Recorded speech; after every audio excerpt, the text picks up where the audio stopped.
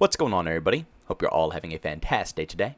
Now, today is finally the day that we're going to go ahead and check out Update 1.2 in Battlefield 2042. Now, I got to go ahead and say, it's not too many positive things I have to go ahead and say about this video. And shout out to everybody that was in my lobby the other day. One person came up and said, "Yo, JB, are you finally going to make a positive video about Battlefield tomorrow?" I'm sorry, my friend, but sadly, today's not going to be too positive. But what I'm going to go ahead and do is discuss the positive things I saw about this update first, because for some strange reason, I guess people don't like hearing negatives first and then listen to positives. They just have a mental breakdown. So I'm going to start with the positives, the good things, and then I'll discuss the negatives near the middle to end of the video. I'm going to keep it honest with you guys. The only positive thing that I've witnessed within this update is Kaleidoscope, the remade version of Kaleidoscope, of course. It's actually decently fun. Now, in this footage, I tried my best to go ahead and cover every single flag, every single location, so you guys can go ahead and see what they did to the map. Honestly, B sector looks absolutely outstanding. D sector is alright. I forget what the flags are by the towers, but the tower section looks phenomenal as well. The only complaints I really have is going from C over to, I believe it's E, or whatever flag is in the back right corner. There is no cover whatsoever still in that location. But that's fine. That's perfectly fine in my opinion, because I don't even go to that sector anyways. The majority of the time that I play on this map, I'm usually within D or in the B sector trying to take control of those flags. So this fits me perfectly. But I gotta give DICE props where props are deserved. They did a good job with updating this map, and it does make me excited to see what they have in the future for the rest of the maps coming throughout the rotation. But I don't know what else to say really about the positive sides. That's really the only thing I really came up with. The rest of my experience was kind of just absolute hell. To begin with, I couldn't even find a lobby of Kaleidoscope. I had two options here. Either stay in all-out warfare and find a lobby of Kaleidoscope on my own, or go into Portal, where that's the only possible place to get a server browser, and play Kaleidoscope on 200 plus ping. So, me personally, I don't like high ping when it comes to Battlefield games. It's horrible. You know, I could deal with high ping and like COD or something like that, but in a game with 100 plus individuals, tons of vehicles, tons of just environmental things are going on, 200 plus ping is not ideal in any way, shape, or form, especially when it's so many long-range engagements as well. Just trust me, it's not worth it. So, I decided to stay in all-out warfare. It took me 2.5 hours. You heard that correctly. 2.5 hours to get one gameplay of Kaleidoscope.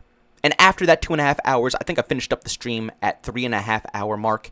Nothing more. I didn't play any Kaleidoscope afterwards. I didn't play any Kaleidoscope before. Literally at the 2.5 hour mark is when I finally got a map of Kaleidoscope. That's the only thing I wanted to see. Now, for me personally, I thought that the developers, if they put together a remade version of the previous map, and they know that's what we're all anticipating, you know, what else are we anticipating in this update? You know what I'm saying? The majority of people are waiting to come back to Battlefield for specialist changes, map changes, and more content. You know, bugs and glitches and all that stuff is fantastic and all, and they definitely fixed a ton of that stuff. I'll tell you right now. Current date compared to when the game first released, it's a whole different experience when it comes to bugs and glitches, and I have to give them props once again when props are due. But, like I said, the one main thing people care about when it comes to Battlefield 2042 and keeping it updated is maps, content, and obviously the remade versions of these maps here. So you would think the developers in their right mind would say, oh, you know what, let's make a 24/7 playlist of Kaleidoscope. So people who want to come back and get into the experience don't have to sit through the rest of the horrifying game. They can just get right into the action, right into what they want to see. Nothing. No 24/7 mode. They even said they're going to release a 24/7 mode, but I believe it's not coming until later this week. It might actually happen today when this video goes live. But when the update first dropped, there was nothing. Like I said, you had two options. All-out warfare and wait hours to find a lobby, or you go to Portal and play 200 plus ping and play a 24/7 playlist that the community, of course, it's the community that has to put this together. Once again, I said this in a video a while ago, but the communities of all of these games, not just Battlefield, but everything across the board, Halo, Call of Duty, you name it, the communities are definitely taking control more than the developers. Leave it to the community to be able to make a 24/7 playlist of the only thing that we care about in Battlefield 2042 right now. At least the community is still there, and the developers can just, you know, put all that work on them instead. But that honestly disgusted me. That really triggered me throughout this whole cycle, is how long it took me to get into this match. I don't understand why it's so complex to put a server browser in Battlefield 2042. All of these issues would have been resolved if it wasn't for the fact that they had to remove it and replace for the quick play launcher because they want to copy and mimic every other game out there. It's ridiculous. It's stupid. It has never been a problem in the past. So why would you change it in the present? Tell me one time where an individual said the server browser is the worst possible way of playing a Battlefield game. Did anybody say it in Battlefield 5? Did anybody say it in Battlefield 1? Did anybody say it in Hardline, Battlefield 4, Battlefield 3, Did anybody ever say server browsers were bad? Because in my personal opinion, I've never heard that one time in my whole life. In my personal opinion as well, the server browser is what saves these Battlefield games. Because you can pick the map selection you want to play. You can pick the ping of every single lobby so you have the best possible connection. You are at full control when you have a server browser.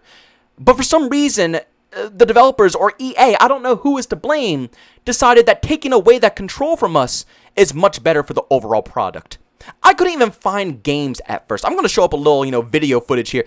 I was actually tempted because I didn't think I was going to find a Kaleidoscope match. Obviously, I'm going to be honest with you. I legitimately thought I was going to have to verse bots in order to play this map. It was ridiculous. So I got this footage here. It's about 5+ minutes long of me just waiting, trying to find a lobby forever. And this happened 3, 4, 5+ times back to back to back. I can't tell if the game is dead, if it's alive, I don't know. But Steam chart says there's players playing it. When I was playing it was 5,000 people on Steam, not including Origins, not including crossplay with Xbox and PlayStation. So clearly there are people online, but it won't search me to them. Once again, they take away the control from me and make me put my faith in them that they're going to find lobbies. And they're doing an absolute shit job at it. Just give me back my control, please. I hate depending on these publishers and developers to do the simplest thing as finding me a good connection lobby. Nobody can do it anymore. COD can't do it, Halo can't do it, and now sadly, Battlefield can't do it. And then, of course, the best part about this whole update, the specialist changes. Something that we've been waiting so long to finally see. What could they possibly have done? Did they finally bring back the class system? Did they finally incorporate the specialists so they can work with classes? No. They made the specialists grittier, and they made them grittier. I can't say this with a straight face. I just can't say it with a straight face. They made them grittier by putting dirt on their face and giving some of the male specialists a beard.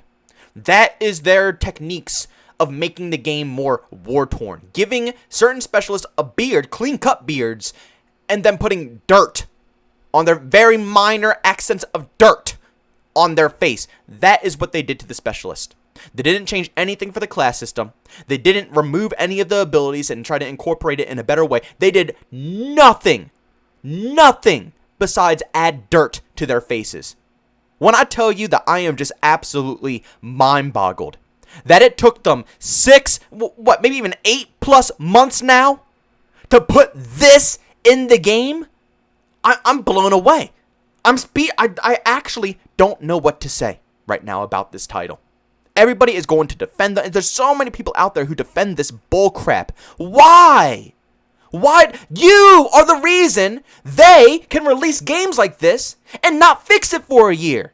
Because you guys think when do we ever say this is okay? Game products. Not even just game products. Movies. You go out to a restaurant. When you pay for something, you expect the full product at launch. You don't pay for your meal and get, a half a piece of chicken and then you get the rest of the chicken an hour later. You don't go to the movies and you see 30 minutes of the movie and then the other hour and a half is left, later. No, you get it all at once. So why is it that when Battlefield puts out these half-assed games, everybody says, oh, this is just another year of Battlefield. This is normal for It doesn't have to be normal. The only reason it's normalized is because you allow it to be normalized. This is a joke. Okay, I might like the map. I truly do love the changes they did to Kaleidoscope.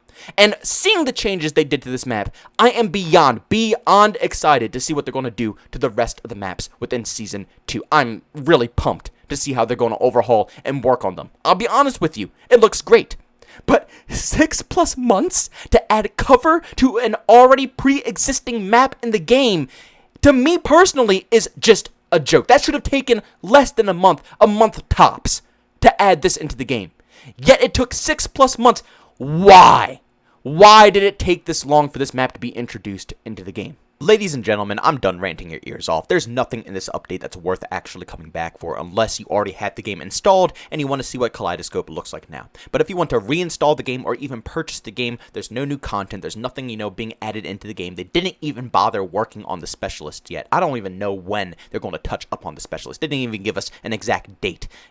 Forget it. Forget about it. Forget about it. When it happens, I'll be glad to come on here and talk about it. But for the time being, this is a joke to me. It's fun. It's fun, but 6+ months, come on now. You gotta be absolutely joking me. But, ladies and gentlemen, thanks so much for checking out this video. If you enjoyed it, make sure you leave a like, bums I hate it, leave a dislike. Also, for brand new, enjoy the content, don't forget to subscribe and hit that notification button. Also, want to chat with me, there's 2 ways to do so. I have a Twitter and Discord, both linked down in the description. And also want to catch me live streams of video games over on Twitch. That is in the description as well. Guys, thanks so much for tuning in. See you on the next one.